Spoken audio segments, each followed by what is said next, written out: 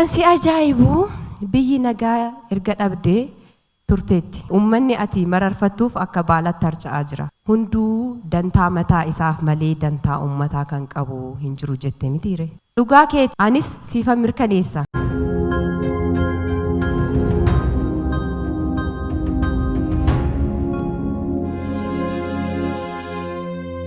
Ashama harka fuunee kabajamtootaa fi jaalatamtoota ilmaan Oromoo nageenya keenya kan jaalalaatii fi kan kabajaa bakkuma jirtanitti isin haa qabu isiniin jecha. Egaa guyyaan har'aan tanaa kun guyyaa Oromiyaa guutuun gaddaan haguugamte ta'uun isaa kan hundi keenya beeknudha. Haccaaluu Hundeessaa guyyaa Oromiyaan itti dhabdeedha. Osoo gumaa isaa hin baafatin osoo haqa isallee hin argatin har'a waggaa 2 lakkoofsifnee jirra. Tatteenyeetuma boo'u dhagaa nuti hojiin keenya. Gumaa Haccaaluu Hundeessaa waan himimmaan hin baasaa jiru nutti fakkaate yeroo gariifaa. Hundumaafuu waloloo gabaabduu lataa kana hidhaa Haccaaluudhaaf katabe kana mee gurra isin buufna dhaggeeffadha. Dhiira gaafa xiiqii ummataaf dubbattu Qallayyoo Hundeessaa gaanfuree guddattu har'as akkuma barree hidhii tuttuunna teenye dhugaa kees gumaa kees utuu hin baasin waggaa 2 geenye. Egaa kabajamtoota dhaggeeffattoota keenya waloloon gabaabduun tun ergaa guddoodha qabdi. Waa'ee Haccaaluu Hundeessaa irratti ustaniituma boohuu qofa osoo hin ta'in dhugaan Haccaaluu Hundeessaa karaa itti bahuu irratti hojjechuudha qabdan hundi keessan. Wanni guddaan tokkummaa Oromoodhaa jabeessuudha. Waan adda addaa walirratti ooftanii wal qoodurra Oromoon akka Oromootti ijaaramuudha furmaan inni jiru. Akka sabaatti ijaaramuun akkuma Haccaaluun jedhe tokkummaa keessan jabeessa. Egaa kabajamtoota dhaggeeffattoota keenya guyyaa har'aan tana miidiyaaleen Oromoo hundi waa'uma Haccaaluuti kan dabarsaa jiru. Waggaa 2ffaa isaa kana sababeeffachuudhaan sagantaan Haccaaluu Hundeessaatiif qophaa'e kan gama sooshaal miidiyaatiin deemaa jiru. Kan peejii Haccaaluu Hundeessaa irratti deemuu jiruu fi akkasuma miidiyaalee garaagaraatiin dabraa jiru. Sirna badhaasaa awaardii Haccaaluu Hundeessaati. Egaa sirna kanarratti haati warra artistii keenya jaalatamaa Haccaaluu Hundeessaa waan jette qabdi. Egaa yaada isii kanaa dhaggeeffannee walitti deebinaa guutuu qophii sirna awaardii kanaaf jaamee qopheessan ammoo peejii Haccaaluu Hundeessaa YouTube Haccaaluu Hundeessaa jalaa dhaggeeffattu. Hundumaafuu kabajamtoota dhaggeeffattoota keenya waan gabaabduu kana dhaggeeffannee walitti deebinaa turtiin keessan ammallee nu waliin haa ta'u isiniin jenna.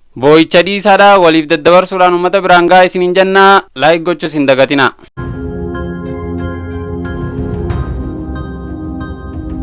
Kee dhufanii qoricha siif laatanii gootaa fi kutataa akka kee akkamiin dura dhaabbatu uleen sodaattu kudhanii.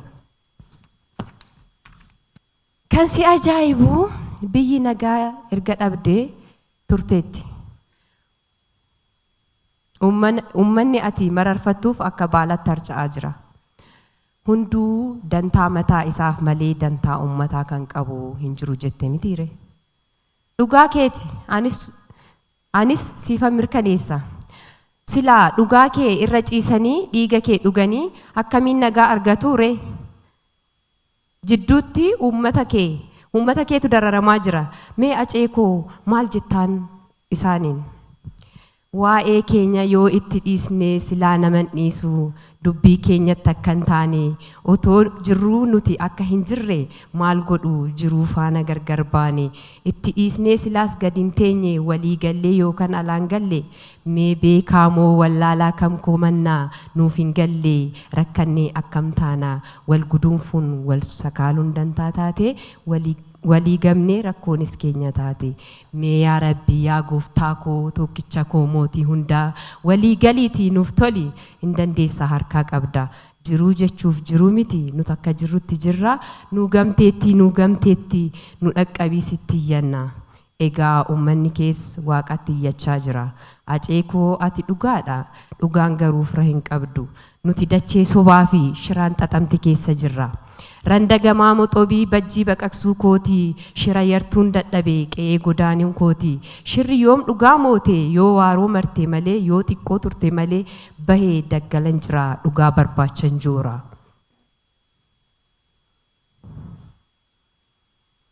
Jette atu aceekoo wareegamuu kee irratti hunduu harka keessaa qaba. Amma dhugaa kee baasanitti eenyumtuu anaaf qulqulluu miti qulqullummaa ofii abbaatu mirkaneeffata.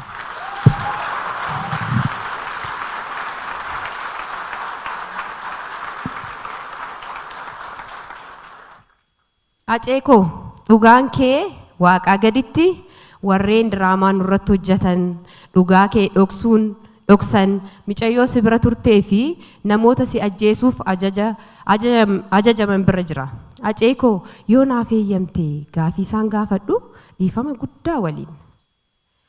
lakki kiyyuu dhiisi dhiigni koo inni dhangala'e dhiigni qeerroo fi qarree lola'e imimmaan uummata kootii akkasitti roobe akka summii ta'ee lafeen keenya akka lilmoo ta'ee irriiba isaan dhorkaa jira halkan abjuudhaan guyyaa akkuma jirutti boqonnaa isaanan dhorkaa jira jiruu seetanii kan isaan jiraatan maqaan koo yoo ka'u kan biriifatan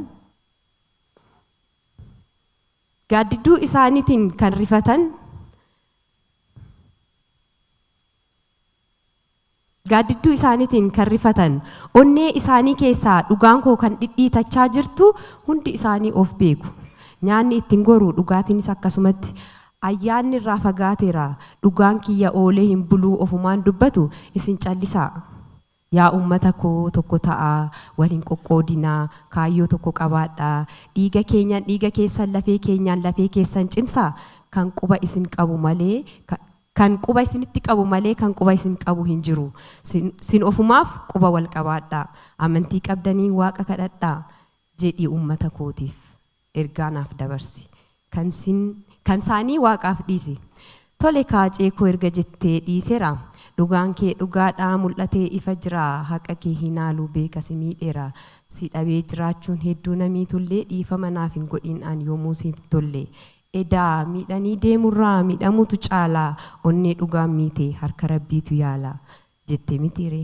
harki rabbii dhugaa kee nuufaa baasu gumaaf kees nuufaa deebisu dhugaan ilma waaqaati.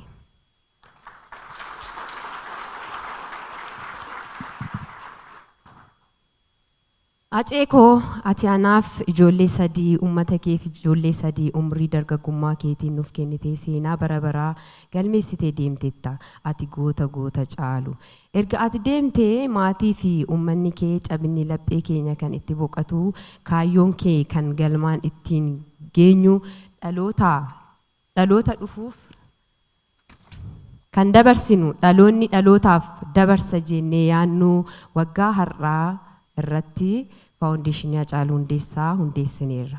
Faawundeeshiniin Hacaaluu Hundeessaa kaayyoo fi karoora baay'ee qaba. Karoora waggaa tokko keessatti mucaan kee calqabaa dhalateera. Maqaan isaas Badhaasaa Hacaaluu Hundeessaa jedhama.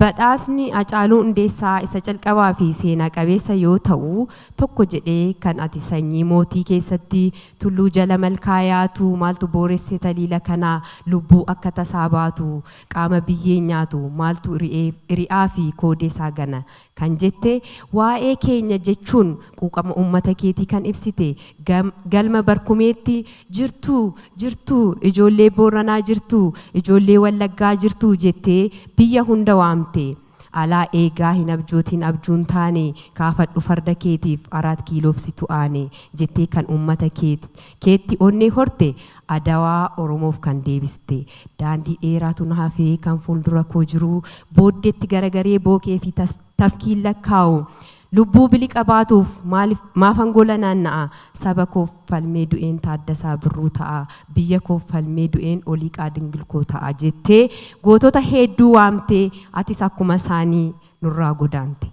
Sagalee kee kiirrolee ka'umsa godhachuun har'a mucaa kee jalqabaa sirba afaan Oromootiin badhaasa qopheessinee guyyaa har'aa geenyeerra.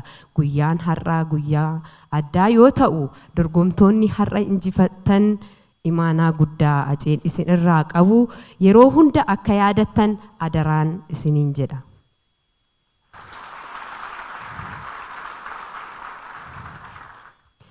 Kuni ka'umsa keenya jalqabaa mucaa Hacee hangafaa isiniif kennine isin ofii keessaniif akka waadaa galtan abdiin isinirraa qaba. Hundi keenya kaayyoo fi mul'ata Hacee akka galmaan geenyu hanga lubbuun keenya jirtutti dhugaa fi onneedhaan akka hojjennu badhaasa Hacaaluu Hundeessaa gara Afrikaatti akka guddifnuu fi karoorawwan qabnu hundi keenya wal cinaa dhaabbannee kaayyoo Hacee akka galmaan geenyu abdii guddaan isinirraa fi uummata koorraa qaba. Aceen lubbuu fi hojii isaa nu badhaasee darbeera. Nuti immoo kaayyoo isaa galmaan haa geenyu.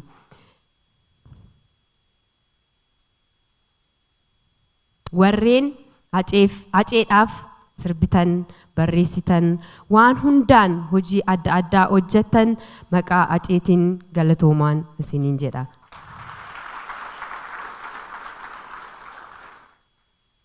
Guyyaa har'aa kanaan kan nu gahee Waaqayyoo galanni isaaf haa ta'u jechaa dorgomtoonni hundi baga gammaddan baga nagaan dhuftan isiniin jedha.